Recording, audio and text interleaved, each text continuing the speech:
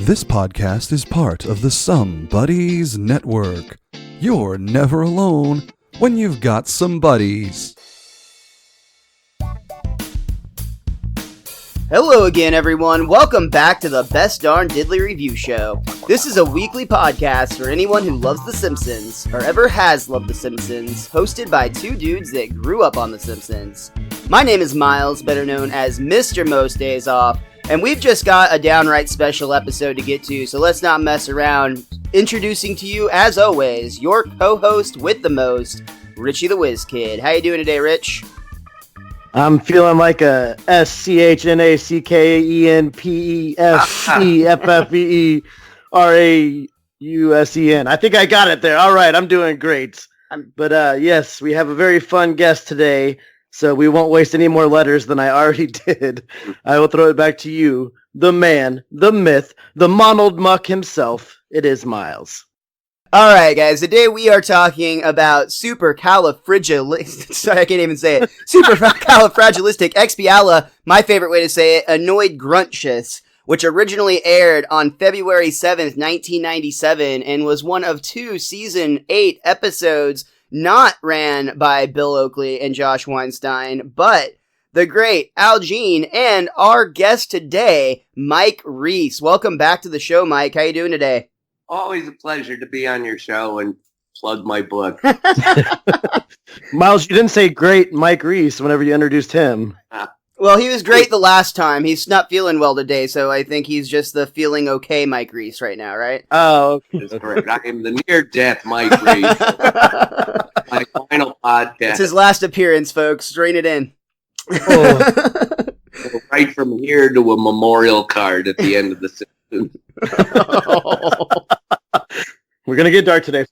Well, Mike, we really are just very grateful for you to take the time to be here, especially with you not feeling 100%. It means a lot to us that you take the time out of your busy schedule to come and talk to us about a show that is so near and dear to our hearts. And right off the bat, maybe you could shed a little light. We actually just reviewed the Springfield Files, which is the other episode that was under the handling of you and Al Jean, along with this one right here. Would you like to just share a little bit about how that happens, where you guys come back? I think you were working for Disney at this time, if I'm not mistaken. Yep, we were working for Disney. We never thought that would happen again.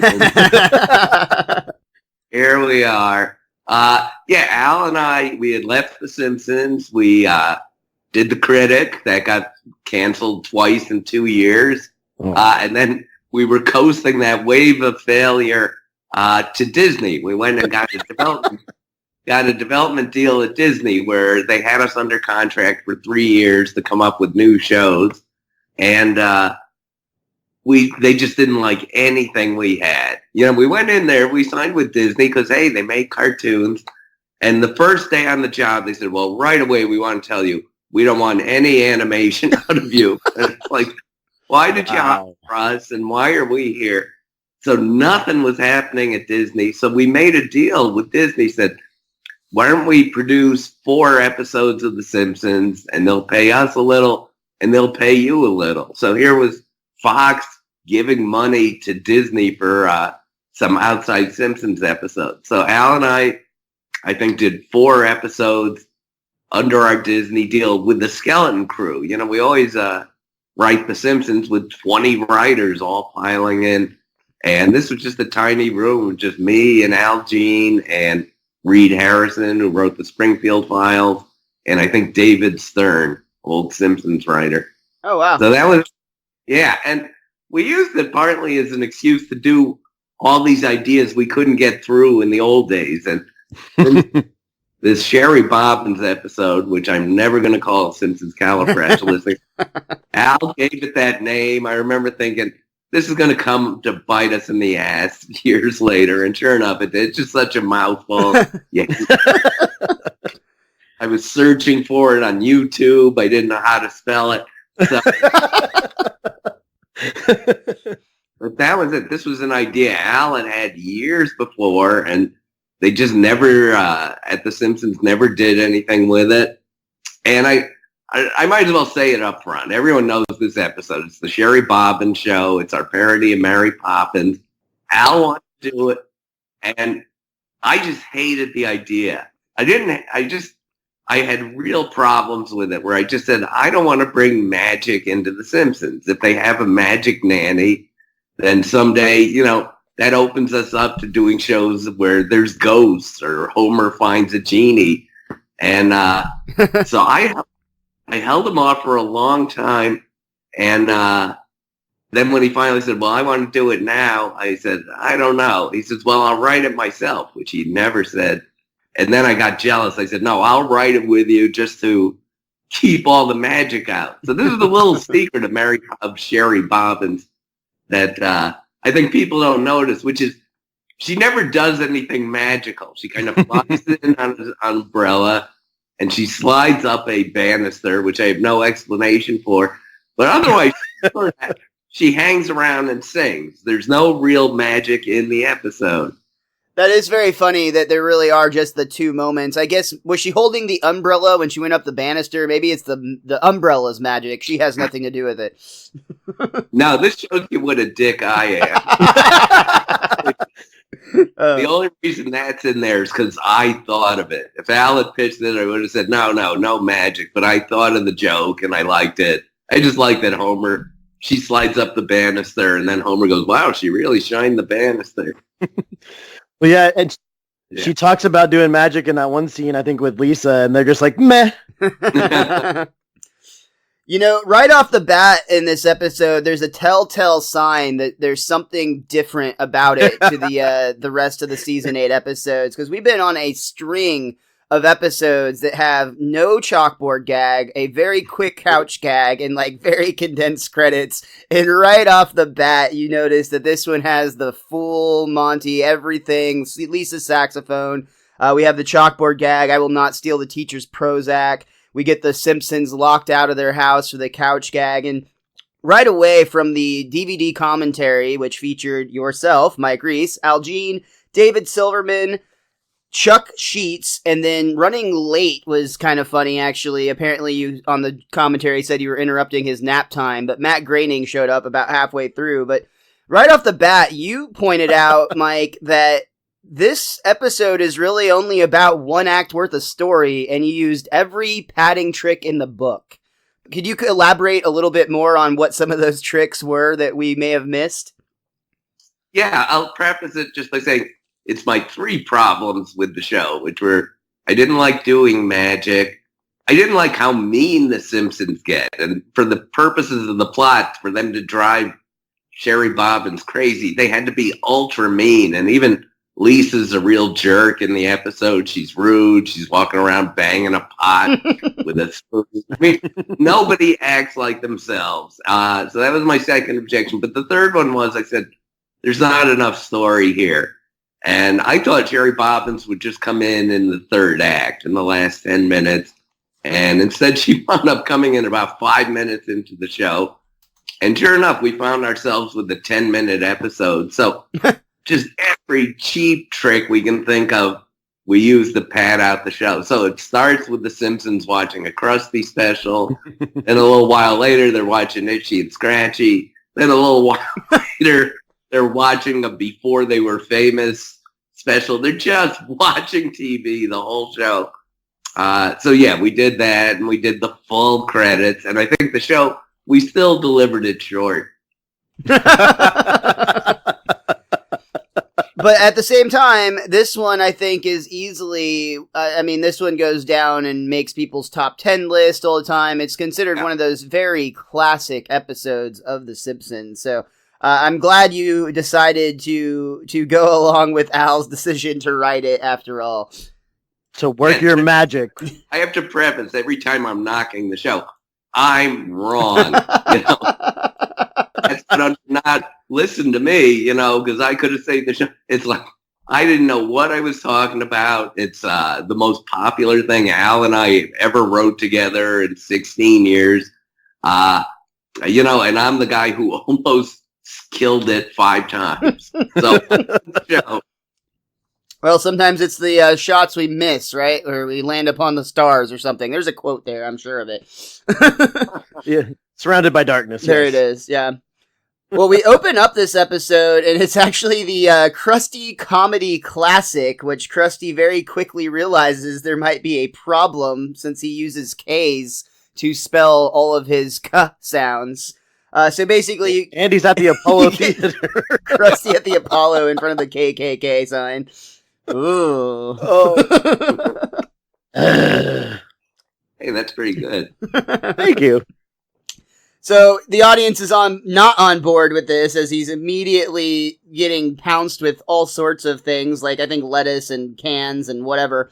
And so he cuts and tries to get himself out of here by doing a little trick with a red ball and a dog that's trained to chase it. And this is such a simple joke, but I love this one, where the dog just fiercely attacks Krusty's nose, which looks just like the red ball, of course. Exactly, yeah. Somebody shoot it! Somebody shoot it! I think, though, this right here, this whole sequence up front at the top, where we get some bits with Grandpa, who is confusing a cordless phone with an iron, and you can actually see his face start to steam, which is that just hurts my face to think about. And then, of course, getting the wrinkles out. Our Mad About You parody, Mad About Shoe. I think these are give me a kiss, Miles. Not so much tongue, baby. But I think all of these would be those examples of, I mean, these are funny jokes, but they're essentially just to take time, I would imagine, right? It's pure padding. You know, ordinarily we show a Krusty special. Here's one segment of it. And this is, I think there's 4, right? We got Gerald Ford coming up. This, our cutaway to a Krusty special almost counts as a Krusty special. And then you even reference that you'll be back for your NYPD shoe sketch, which is, to be fair, pretty much the same thing. Right. I do like the fact that Gerald Ford is there would now technically be canon, since he did move in across the street from The Simpsons about a season ago. You know, since staying in order and staying true to the timeline is such an important part of the show. Yes, I was watching it again, and I'm going, it's Dan Castellaneta doing a Gerald Ford impression, and I go, it's spot on. It's such a perfect impression, and, you know, who does Gerald Ford? Who remembers what he sounds like? So that's one of those tricks Dan Castellaneta can always pull to amaze us. And you're going to get him doing some good Barney stuff in this episode, too. Just another showcase for how talented his voice is. The singing, you guys talk about it again on the commentary, which it's always weird talking to you right now and then referencing what you said however many years ago on the commentary. But it's so true that Dan's just got an amazing singing voice, and the fact that he can sing as multiple characters is just really impressive and goes to show how great of a voice talent he really is. Yes, he's just got it all. He's the full complement.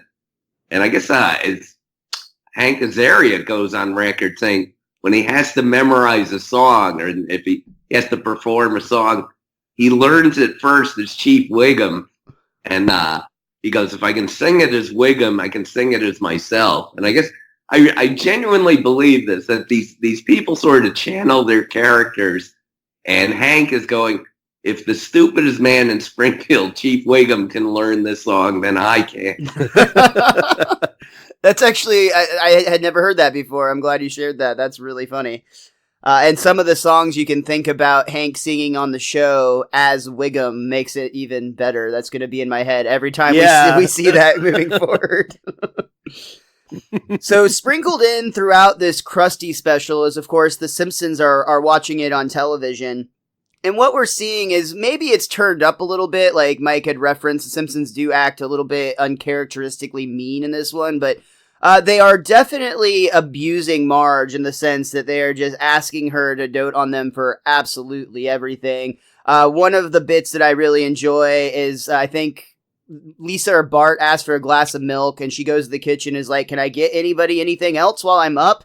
And of course, silence. But then as soon as her butt hits the couch, Homer asks for a beer. Yeah. That's just common. That's like art imitating life right Real there, life. for sure. But throughout this, what we start to notice is that Marge is getting increasingly stressed out, and it kind of culminates in this moment where Lisa, who had been relatively quiet and not really a pest at all at this point, but she has one complaint, and Marge kind of blows up at her until she realizes that the complaint was she had a hair in her soup, and just in case you were wondering whose hair it was 6 feet long and blue. But it's okay, Lisa will just eat around it. So I thought that this was fascinating. This hair loss bit that you guys have, once again, from the commentary, you talk about the fact that you and Al Jean don't throw away anything. So if you have an idea that doesn't make it into a show, you will often recycle it later because it's a good idea. It just didn't fit at the time. And I believe you said that this hair loss bit actually came from the spec script that you guys wrote for the Golden Girls together? That is absolutely correct. It's funny, I have no new stories to tell you. I came in armed with 3 hours of material, and it's all on the DVD commentary. But yeah, you know, the way you break into TV, you write a sample episode of another show, and it's just a writing sample. You don't expect it to be produced. And when I ran The Simpsons, I used to read 800 sample scripts every year just to find a handful of good writers.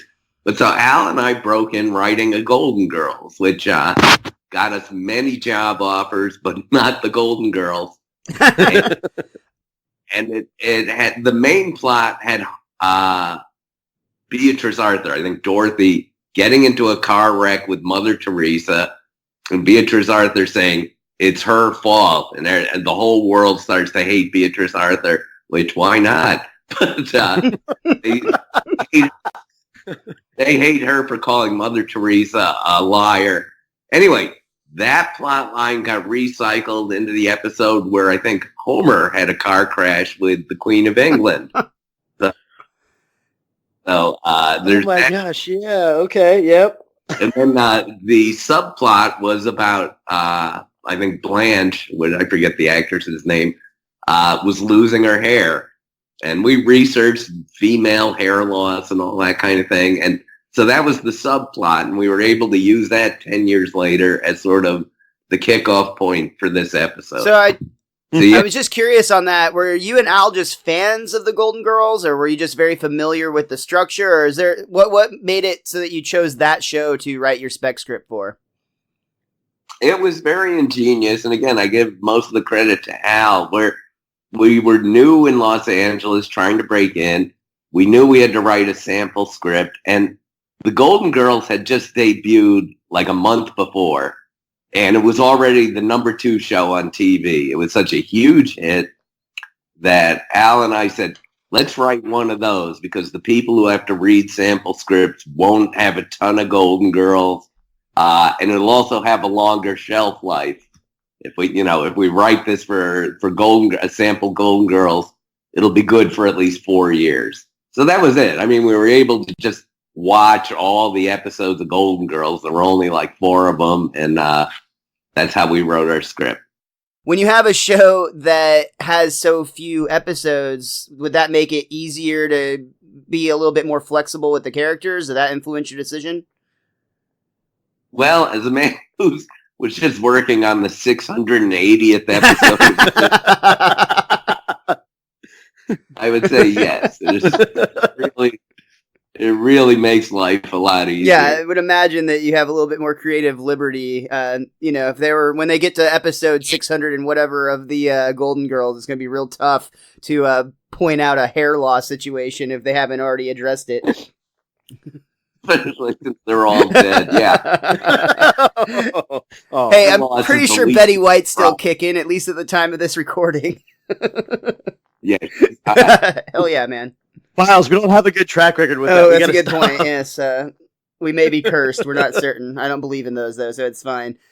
Either way, Marge does believe in science, so she goes to the doctor to see what's going on, and Dr. Hibbert basically just tells her it's most likely induced by stress, and they pretty quickly realize that a nanny would be a wonderful resource for the Simpsons family, which I do think it's funny that we're 8 seasons in now, and Marge has dealt with a lot of shit, like a lot in the past. But this is the breaking point where it's like, okay, now we need a nanny. I like all the animation that involves her with the holes in her hair. Yes, because I always am looking at it and paying close attention and oh man, it almost looks like there's a hole in her head at times, but oh, that's her hairline, and oh, I don't know. I just always like seeing through her hair at different levels. Yeah, it's very strange how she seems to lose balls of hair instead of, long hairs. You'd think it sort of thin out, but instead, no, it looks like Swiss cheese. She shoots some out with a hair dryer, and I like one of the visuals is I think it's Bart and Milhouse are playing like cowboys and Indians or something, and a tumbleweed of blue hair goes rolling through the living room. Woo, woo, woo. Yeah. So I do like, actually, though, that you guys address how are the Simpsons going to manage to pay for the nanny. I mean, they couldn't afford the camper in season 1. They couldn't afford many of the vacations they've already been on unless it gets subsidized by the government somehow. So you guys actually have to address this idea, and I don't know why it makes me laugh so much. It's just really, really funny stuff with Homer. We've never heard of this before, but he realizes that if he's going to pay for it, he's going to have to give up his Civil War Recreation Society that apparently is very near and dear to his heart. Well, if you remember when they had the stonecutters, he was doing it with monkeys at the end, so he must have slowly talked his friends into joining that little reenactment. I did not make that connection. Me neither. No. How about that? I got to say, here, whenever I do your podcast, anyone's podcast, I rewatch the show on YouTube. They're all illegally posted on YouTube, and this one was not. Fox took it down. So even though I wrote this show, I don't remember it as well as you guys. And I tried watching it in Spanish. It's still. Oh, wow. And I said, I'm not going to learn Spanish for one goddamn podcast.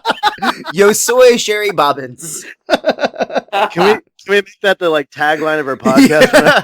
You don't have to learn Spanish for this stupid ass podcast.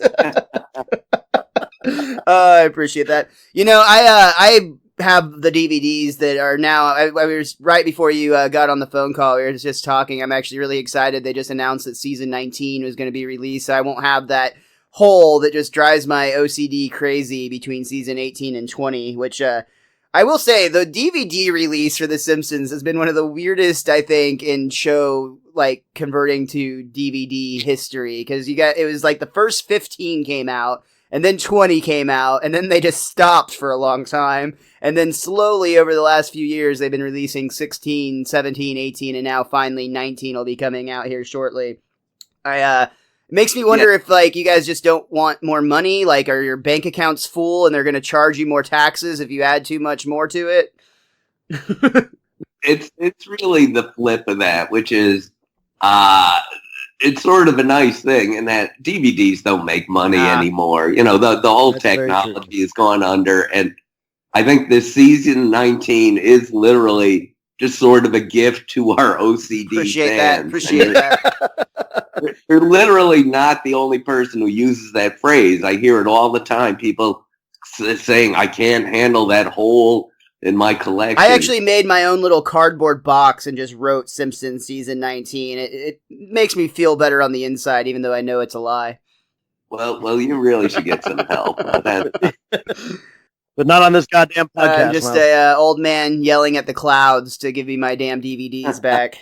It's a full tilt. They're making the huge effort for 19, and we all regret 20, which I believe is just kind of half-baked, right? There's no commentaries on those, and I forget why they rushed that out, why they put that out. It was Fox. I believe it was for the 20th anniversary of the show, is why they did that, is I remember buying it, and yeah, it since you said it, it's definitely a step down from the rest of the seasons where you guys, the commentaries on these Simpsons DVDs is one of my favorite things about doing this podcast, is just getting to explore the secrets of the show, and then being able to have these opportunities to talk to yourself and other people that have worked on the show is just an amazing insight. Because I mean, this show truly sculpted a lot of people's sense of humor, and just was a big impact on many people who are our age's life, and I'm sure other age demographics as well.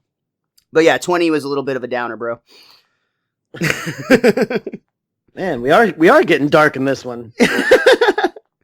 There's just no, like I said, there's just no, or like Mike said, I should say, there's just no commentaries, which is a bummer. But back to the Civil War recreation, I do like when Homer actually has to call and let Moe know, and he's genuinely disappointed.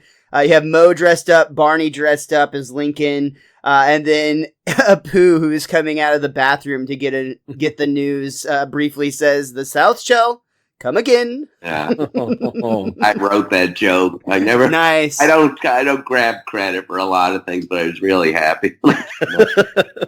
It's a genuinely great joke, man. It's a very, very well written joke and true to the character. Yeah.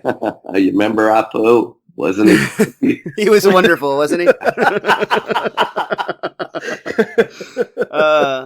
Also true to the character, I love Bart's offer to help is that he'll take up smoking and then quit to save money. And then Homer rewards him. But Dad, he didn't do anything. Didn't he, Lisa? Didn't he? Hey, wait, he didn't. I do like that Homer actually comes to that realization himself, too. He's smart occasionally. This leads to us meeting a string of applicants for the nanny position at the Simpsons home.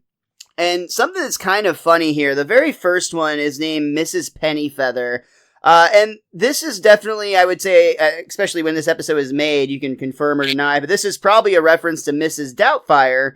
However, in the actual original Mary Poppins back in 1964, it's listed on IMDb that it's kind of funny that a large number of the nannies that were applying for the job before Mary Poppins came into the movie were actually men in drag, which was a common thing in filmmaking at the time. Really? That's incredibly specific. Yeah, isn't that fun? So they had, I don't remember my episode. I don't remember Mary Poppins. There are applicants that come in for Mary Poppins' job, and it's men in drag. And Homer gets very upset and is just like, wait a minute, I know what this is, and tries to tear the hair off of this poor old woman. Well, no, we're talking about the actual movie. Like, I have to go back and see this now. I don't... Oh, so this is a confession I'll make to some people. Will I'm sure be like, what? But I've never actually seen Mary Poppins. I've only seen Shary Bobbins, but I feel like I don't need the canon movie to understand the comedy of the show. You must think what a breathtakingly original show this is. I mean, where did you come up with the inspiration? Wow, these inspired songs. I thought it was loosely based on Superman comics, just like Barney. And by the way, I'll make this comment only because not you guys, not our fans, but idiot academics will always go, oh, anytime we satirize something on The Simpsons, they go, they're making fun of it or they hate it. And Al and I just love Mary Poppins. Everybody loves it. Everyone of a certain age who was a kid when that movie came out just loves it. It's a nearly perfect movie. And that's it. We did this whole episode because it's so rich in material, so rich in great songs for us to rip off. And I was watching it again. I was a little shocked how closely we came to copyright songs episode. But that's it. We love Mary Poppins. We're not making fun of it. I think maybe after The Wizard of Oz, the greatest original musical ever made for the movies. Oh, wow. Yeah. Just curious, did you enjoy the remake that came out last year? Well, that's a funny story. I went to an advanced screening of it, and I walked in thinking, if this is good, I'm going to tell Al we should do a sequel to Shary Bobbins. It would have been fun. Al and I, we worked together at The Simpsons, but we haven't written a script together since this one, whatever it is, 20 years ago. Wow. So I go, oh, won't this be fun? Well, but, the old team will be back together, parroting Shary Bobbins returns, and then I'm sitting through the movie, and it's just awful. Just terrible from start to finish. There's not one good song. There's not one good moment in it. So there went that idea. You're only satirical with the things you love. That's why it is the way it is. Yeah, that's honestly, when you made that point earlier, I can't even believe that people think that, because I mean, it's almost harder to, it'd be almost impossible to satire something that you haven't become very familiar with and haven't really become fond of, because otherwise it's just going to fall flat. And this is very clearly, if anything, a love letter to that film, in the sense that you guys even call yourselves out for the copying of it. And I love on the script, even I think it was you that made the joke of like, and can you believe after we wrote this, we heard of a little movie called Mary Poppins? So back to the men in drag. We have a sequence of older ladies that look like they would be the nanny types that Homer keeps assaulting for thinking that they're men dressed up like nannies. And then we get Kearney actually apply for the job, which is really fun in its own way, because of course his idea is he'll keep a watchful eye on your kids, and if they get out of line, smack, pow. And Homer's immediately like, I like them. Thanks. Where do you keep the liquor? And he tells him he keeps a bottle of schnapps under Maggie's pillow or whatever. Why? Hey, it's easier to put the kid to sleep that way. Love it. But Marge is starting to lose hope, because there haven't really been any good suggestions, or any good applicants, I should say. But Lisa has some suggestions of their own, and of course, they're able to get Homer's undivided attention to share them. And we get the classic bit where inside of Homer's head, we see, it's like old school black and white cartoons, like almost in the kind of style of like Steamboat Willie. Yeah. Yeah, that was funny. I'm pretty sure that's all Al Jean. All these jokes you love are Al Jean. I hear he's great. But you wrote the South Shall Come Again. That's it. Then I went into rehab. Well, I mean, to be fair, you're doing a great job of keeping the magic out of this episode. So you've accomplished your goals, right? Yes. That's me. I'm like the judges at the Salem witch trial. I'll be.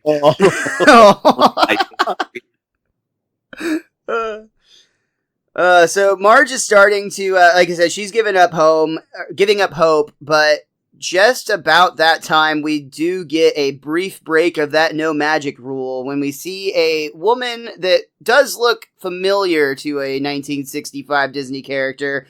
She's flying in on an umbrella. I really love that she actually scrapes Homer's car on the way down. You see her boots like scratch the roof. But it is, in fact, Shary Bobbins who shows up at the door, and Homer's immediately like, did you say Mary Pa? No, I didn't. I'm an original creation like Ricky Rouse or Monald Muck. Al Jean. There you go. Nobody does it better. So, yeah, that was Al's joke. By the way, I'll jump in right now before we get too far. This episode was directed by Chuck Sheets, who still comes in and directs every now and again. And he just did a perfect job. You know, I think he referenced the movie very closely. He's always a very talented director, Chuck Sheets, and I believe he teaches animation now too. But oh, cool! Just very, very dependable guy. So I actually have a question, kind of just in general, from all of the Simpsons episodes, because I listen to all the commentaries, and a lot of times there's a large group of you guys hanging out, talking and telling stories. Can you just kind of briefly break down what the difference between the director of the episode and the supervising director of the episode? Because frankly, that's always confused me a little bit. Yes, and I don't have a great answer because it all happens in the animation studio. I swear we just, we cut it. We cut together an audio track. We write the script, we record it, we cut it down to like a 20-minute radio play, and then we just send it away. And then it comes back looking so great. The director is sort of the auteur of the whole thing. He calls all the shots. people always wonder, what does an animation director do? Because we direct the voices, but of course, he's the one who he does everything. He does the cinematography and the editing. He decides what shot and what angle every line is going to play in. So he does that, and then it's just overseen by this outside guy. Our supervising director was probably David Silverman at the time, just say, you could do this better here, or here's a better way to do it, or, we can, very often it's allocating resources. This shot is worth, putting a little extra camera movement into, or animating more extras into, or we can do that easier this way, or so that's it. It's the supervising director's like the showrunner, and the director is like the writer of the script. Okay, interesting. Thank you. That was a really good question, Miles. I'm proud of you. Good. I've honestly wondered now for 8 seasons, so I'm very grateful to have an answer. It's one of those things you try to Google, and it's just like, I'm pretty sure this is the same thing, but it makes a lot more sense having it explained. A director of a show could only do like 3 episodes a year. That's his, or 1 or 2 or maybe 3 episodes, and that'll be a killer year for a director. And the supervising director oversees all 22 episodes. Oh, wow.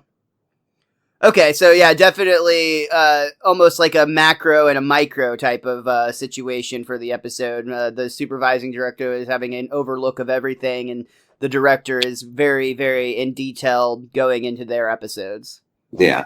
Right on. So we end the first act with Shary Bobbins explaining that... No. Definitely not that one. Definitely not that one. Shary Bobbins explaining that as a nanny, she'll do everything from telling stories to changing diapers. And Grandpa Simpson has a request to put him down for one of each. Oh, I don't know if she signed up for all that. I was wondering, did you guys, Mike, write all the songs for this episode? Because we kind of skipped over the nanny song real quick. That's not necessarily a song, but it is. And I mean, I love rhyming words like avoid her with moiter. Yeah. So I didn't know if you guys wrote that or how those came about for this episode. Yeah. If you wish to be our sitter, please be sweet and never bitter. Help us with maths and book reports. Might I add, eat my shorts. Bart, Just cutting through the treacle. if Maggie's fussy, don't avoid her. Let me get away with moiter. Teach us songs and magic tricks. Might I add, no fat chicks. Homer, the nanny we want is kindly and sage. And one who will work for minimum wage. Hurry, nanny, things are grim. I'll do it! Anyone but him. Al and I wrote all those songs. Every single one of them. We wrote them to the meter and tune, basically, of some original song from Mary Poppins. And then we gave him the Alf clause and then said, do your own tune that's really close to this one. And that was it. And he was always really great at doing that. And just being the great artist of taking, doing something that's really makes you think of another song, but is not that song. So we would write them. Yeah, we do. But Al and I wrote every single one of those songs. And I should say, too, by the way, the Perfect Nanny song in the first act, I think you can see Nancy Cartwright and Yardley Smith performing that live on YouTube. Yeah. I found that from your wife's YouTube channel, actually, Denise Reiss, and I was definitely planning on asking about that event in general. But since you brought it up, please tell us all about it. Yeah, that's a typical Simpsons thing where the Hollywood Bowl came to us and said, we want to do the Simpsons at the Hollywood Bowl. And I probably shouldn't tell this story because I wasn't there for this, but they said, we'll make it so easy. You don't have to do a thing. We'll handle it. And then the show is coming up and the date is coming up and we're going, they're not doing anything. And I think as the deadline was getting really close, James L. Brooks said, we've got to do this. And I got to say, they worked really, really hard putting together a great show. I mean, I think they just planned to just have a bunch of people, singers come out and sing old songs from The Simpsons. And I think the public would have been happy with this. But Jim Brooks, he got the whole cast to come out and perform. There was background visuals, original art was done, costumes. We got Conan O'Brien to come in and sing the Monorail song. I think Weird Al Yankovic is in it. It was the first entertaining night at the Hollywood Bowl in history. So I recommend, by the way, anyone, just look for those clips, Simpsons at Hollywood Bowl. Again, I think my wife, Denise, shot most of it. It probably shouldn't be posted, but there it is. That looked like a really cool event. That's something that I would have loved to visit because, you talked about it, but the way they do the animation is kind of surrounding the stage. It's really cool, and you can check it out yourself on YouTube. Again, it's Denise Reiss. You can follow her, and she posts a lot of cool things that Mike does as well. I've seen some of the graduation speeches and some of your guys' world travels that she'll do brief clips of on the YouTubes there. So definitely check that out. Yeah, do that. My wife works very hard and just being married to me. But, she deserves to follow just for that right there, right? You'll see a lot of fun stuff at Denise Reiss on YouTube.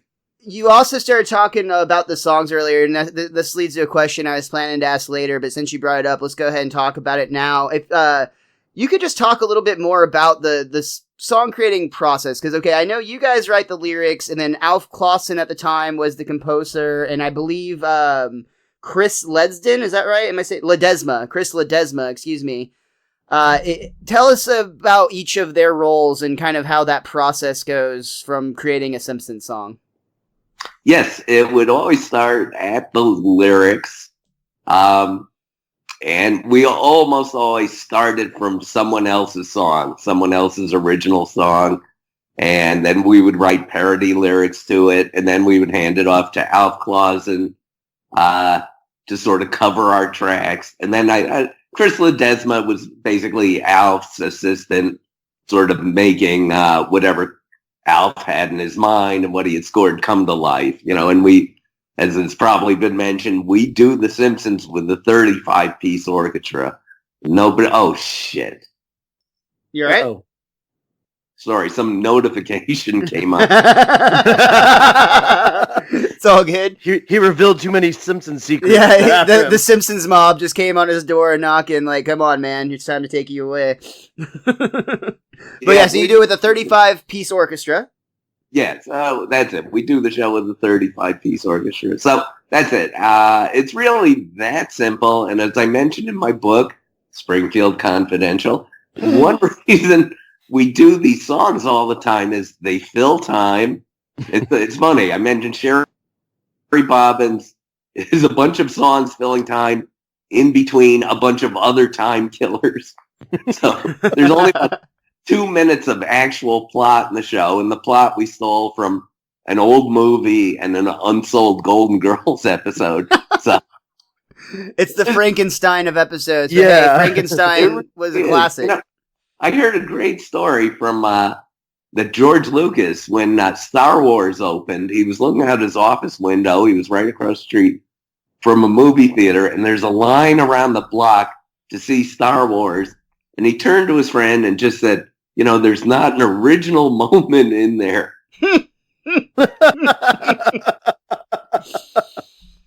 People like to see the same thing, just retold, I guess, right? That explains every movie that's come out for the last 20 years, right? Yeah. We like to write the songs. When we do a song, when we have a table reading, which is how we judge the material in the show, it's always fun. It always boosts the mood to hear people singing. So that's it. There's a lot of songs in there. That's how they're done.